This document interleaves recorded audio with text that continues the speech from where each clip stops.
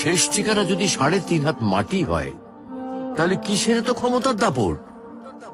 ভোর 5টায় মৃত্যু, সকাল 6টায় জানিয়ে দেওয়া হবে মাইকে, 8টায় শেষ গোসল করানো হবে, 9টায় তোমাকে নতুন কাপড়ে সাজানো হবে, জোহরের নামাজের পরে তোমার আলিশান বাড়ি থেকে বের করে নিয়ে যাওয়া হবে, 2টায় তোমার জানাজার নামাজ পড়ানো হবে, 2:30টায় তোমাকে কবরে নামিয়ে ফেলা হবে। মাটি দেওয়া শেষ হয়ে গেলে কেউ তোমার জন্য দোয়া করবে, আর কেউ চলেও আসবে।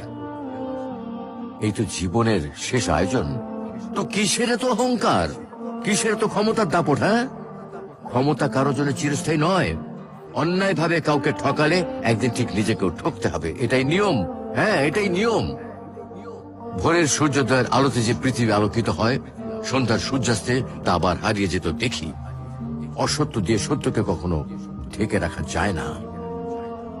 প্রকৃতি বড়ই নির্মম। কবে কখন কোথায় কার উপর আঘাত হানে তা একমাত্র উপরওয়ালাই ভালো বলতে পারেন।